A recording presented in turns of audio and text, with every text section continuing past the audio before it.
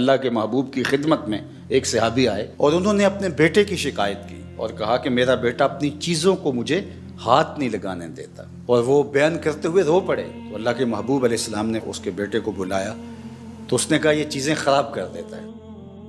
تو اللہ کے محبوب علیہ السلام نے تاریخی جملہ ارشاد فرمایا، انت و مالک لابیک، تو بھی اور تیرا مال بھی تیرے باپ کا ہے۔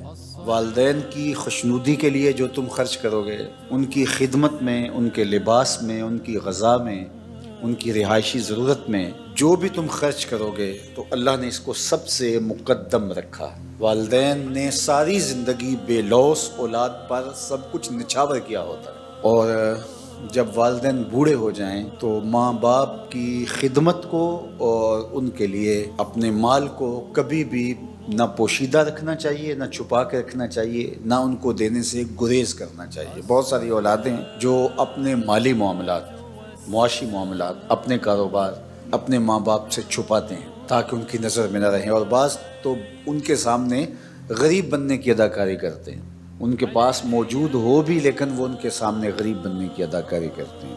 تو یہ بدترین صورتحال ہوتی ہے۔ ظاہر ہے یہ بھی ایک بخل کی مخفی صورت ہے۔ انسان جب ہونے کے باوجود غریب بننے کی اداکاری کرتا ہے تو یہ بخل کی ایک مکارانہ شکل ہے کہ لوگ کہیں کہ یہ تو بیچارہ کسی قابل نہیں ہے، تو ماں باپ کے سامنے آپ کی کوئی چیز پوشیدہ نہیں ہونی چاہیے۔ تو فرمایا تمہارے مال کا سب سے زیادہ حقدار کون ہے؟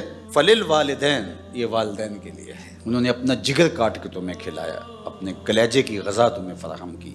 والاقربین، اور دوسرا تمہارے قریبی رشتہ دار، اعزاء و اقربا، اعزاء و اقربا کی ضرورتوں کی تکمیل کرنا اور ان کے مشکل وقت میں کام آنا، یہ ہمارے دین نے ہمیں سکھایا ہے، چونکہ یہ وہ طبقہ ہے کہ جن سے ہمارا خونی یا دودھ کا رشتہ ہے۔ ان کی عزت نفس کو ملحوظ رکھتے ہوئے ان کی ضرورت کو پورا کرنا، یہ ہمارے دین نے ہمیں سکھایا ہے۔ والیتامى، اور تیسری چیز یتیم اور یتیموں کی کفالت، ان کی ضرورت کو پورا کرنا اور ان کی تکمیل کرنا، چونکہ جس کا باپ چلا جاتا ہے وہ دنیا کے اوپر جس قسم پرسی کے عالم میں مبتلا ہوتا ہے، یہ وہی جانتا ہے جو اس درد سے گزرے۔ جس نے درد یتیمی سہا نہیں، اس کو یتیمی کے درد کا احساس نہیں ہو سکتا۔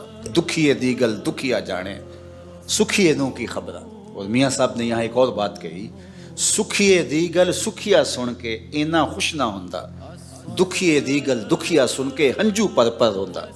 یہ بات ذہن میں رکھیے کہ یتیم کی کفالت کرنا، اس کی مدد کرنا، اسلام نے اس کی بھی تلقین کی ہے، لیکن اس سے بڑھ کر اس کی عزت نفس کا خیال رکھنے کی تلقین۔ کلا بل لا تکرمون الیتیم، کہا ان کا مسئلہ کیا ہے، یہ یتیموں کو عزت نہیں دیتے۔ تو تذلیل کسی کی نہ کی جائے، کسی کو بے عزت نہ کیا جائے۔ تو فرمایا کہ وہ تمہارا جو مال ہے وہ عزت کے ساتھ خرچ کیا جائے یتیم پر۔ فرمایا تمہارا مال تمہارے ماں باپ پہ خرچ ہونا چاہیے، تمہارا مال اقربا پہ خرچ ہونا چاہیے، تمہارا مال یتامى پہ خرچ ہونا چاہیے، والمساکین، اور مسکینوں پہ خرچ ہونا چاہیے۔ غربا مفلوق الحال، جو نان شبینہ کے لیے ترستے ہیں، تمہاری ہمسائیگی کے اندر، تمہاری گلی کے اندر رہتے ہیں، تو ان کی ضرورتوں کو پورا کریں۔